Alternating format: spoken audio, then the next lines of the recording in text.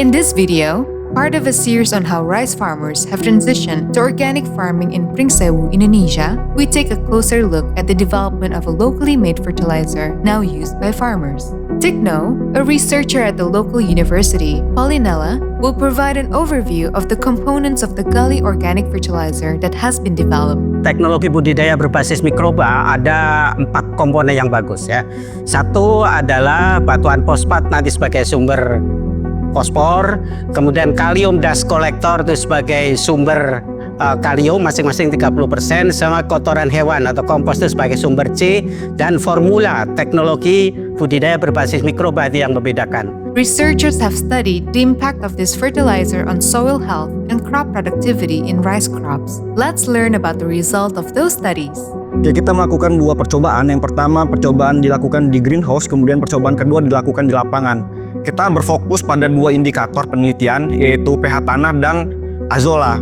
Dari penelitian yang kita lakukan pada perlakuan organik ataupun dengan aplikasi teknologi BBM, ini pH tanah yang kita dapatkan itu berkisar di angka 6,3 sampai dengan angka 6,4. Ini angka yang sangat ideal untuk tanaman dapat tumbuh dan dapat menyerap unsur hara dengan baik. Kemudian kita juga melakukan pengamatan terkait ataupun penelitian terkait dengan populasi azolla, dan didapatkan bahwa pada perlakuan organik pertumbuhan azolla sangat baik ataupun sangat lebih baik dibandingkan dengan perlakuan kimia. Kita ketahui bahwa azolla ini merupakan tumbuhan ataupun tanaman air yang dapat dijadikan indikator dalam melihat tingkat residu kimia yang terkandung di dalam air. Kami sudah melakukan beberapa riset terkait dengan produktivitas dengan implementasi dari teknologi BBM ini, terutama di tingkat petani. Dan hasil yang kami dapatkan yaitu bahwa karakter jumlah gabah isi yang pada padi dengan teknologi BBM itu lebih banyak dibandingkan dengan padi dengan pupuk kimia.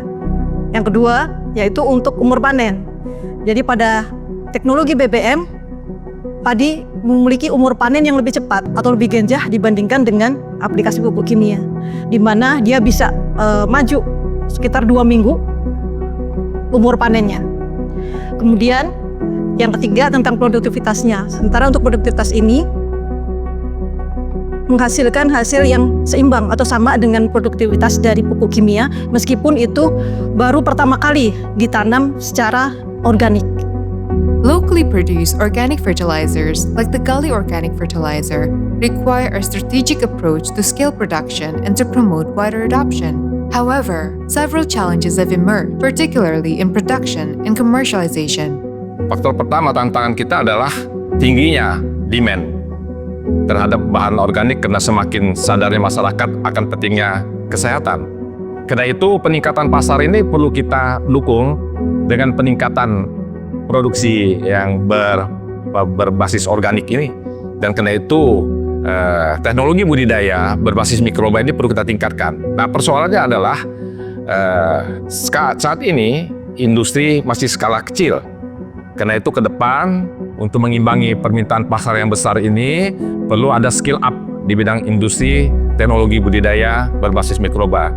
Karena itu diperlukan adanya investor untuk pengembangan skill up dari industri budidaya berbasis mikroba ini. This is an example of a community working together to help find solutions to growing food in a sustainable way and to meet new customer demands. In our next video, we will explore the different roles of men and women farmers in this community to support this important work.